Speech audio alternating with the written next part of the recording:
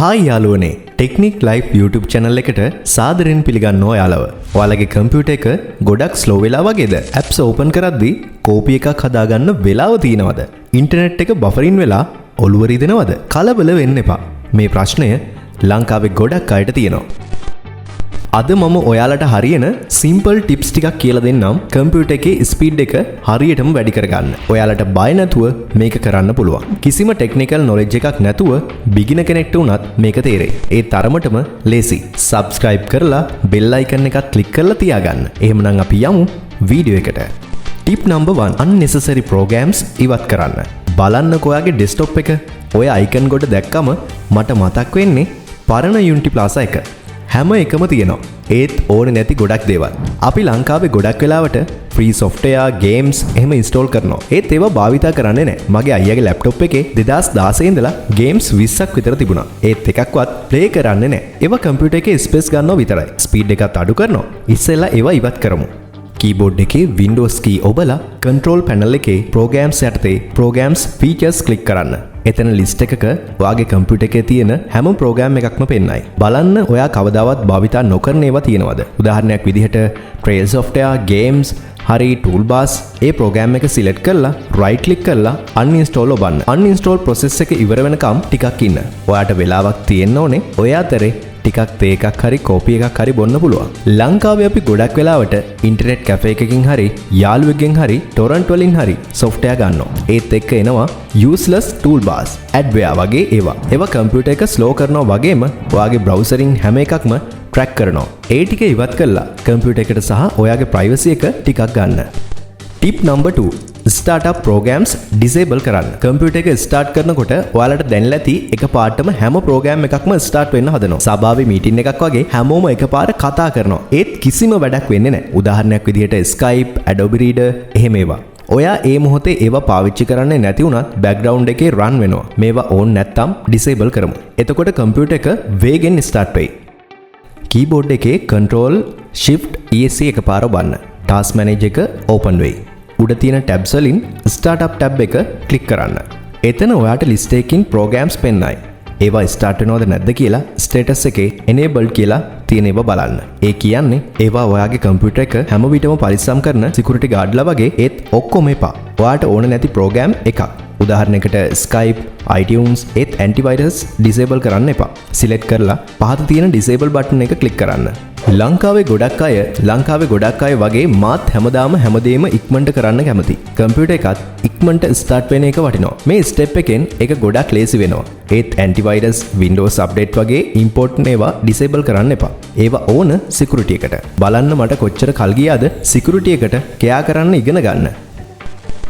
tip number 3 disk clean up කරන්න. දැන් බලන්න ඔයාගේ කම්පියුටර් එක පරණ ලොකු බෑග් එකක් වගේ. වැඩකට නැති ලොකු files, videos, temporary files, recycle bin එකේ files, browsing cache වගේ ඒවා ගොඩ ගැහිලා. ඔයාගේ කාමරේ වගේමයි නේද? මේවා ඉවත් කරලා speed එක ටිකක් වැඩි කරගමු. Windows key එක ඔබලා disk clean up type කරලා search කරන්න. disk clean up tool එක open වුණාම ඔයාගේ main drive එක සාමාන්‍යයෙන් C drive තෝරගන්න. ඒක තමයි ඔයාගේ කම්පියුටර් එකේ heart එක. එතන list එකකින් file types පෙන්නයි. temporary files, recycle bin, downloaded program files එහෙම ඔයාට ඉවත් කරන්න ඕනේ ඒවා check කරන්න. මම නම් ඔක්කොම tick කරනවා. අලුත් විදියට ඉන්න. ඕකේ ඔබලා delete files click කරන්න. ලංකාවේ අපි ගොඩක් වෙලාවට movies, song download කරලා temporary files එකතු කරනවා. මගේ මල්ලිගේ PC එකේ K-drama episodes 50ක් විතර තිබ්බා. බලලා ඉවර කරලා delete කරලා නැහැ. මේ clean up එකෙන් space free වෙලා computer එක fast වෙනවා. tip number 4 hard disk defragment කරන්න. මේක දැන් ටිකක් technical. ඒත් ලේසි. හිතන්න ඔයාගේ hard disk එක පරණ filing cabinet එකක් කියලා. files එක තැන්වල විසිරලා. ඔයාට හොයාගන්න අමාරුයි. ඒ වගේම තමයි computer එකට. defragment කරන්න තියෙන්නේ ඒ file ටික organize කරලා එක තැනක තියෙන්න. computer එකට හොයාගන්න ලේසි වෙන්න සලස්වන එක.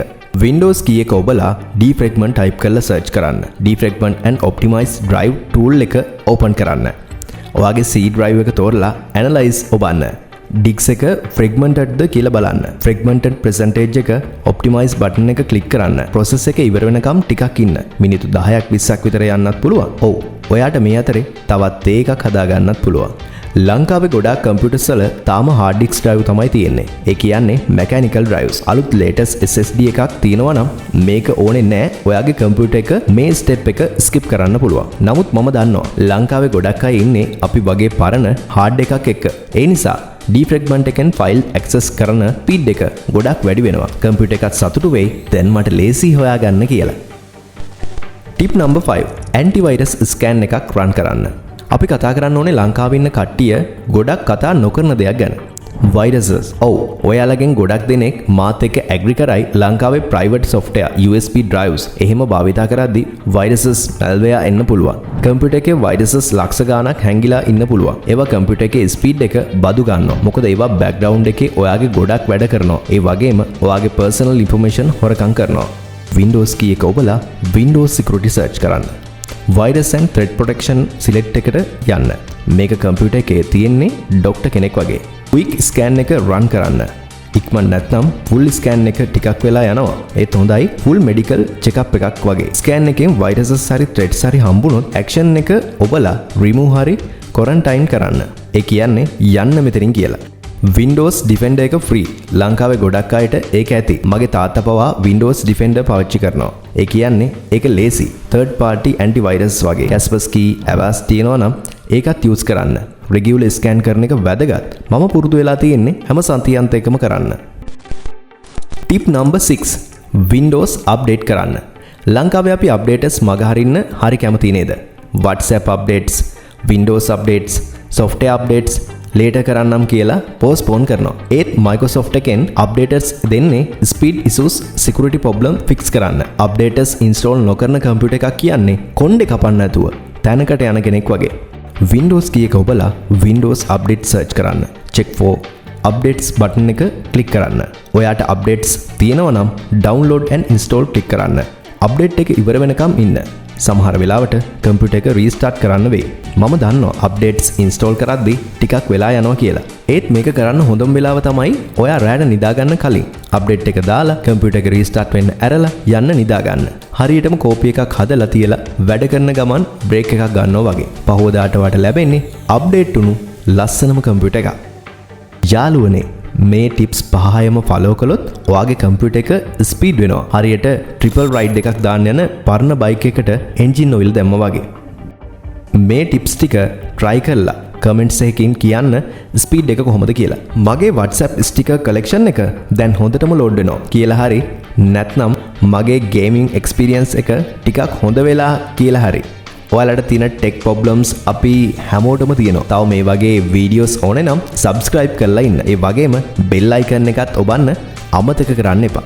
next video එකෙන් හම්බෙමු. සුබදායක සතියක්.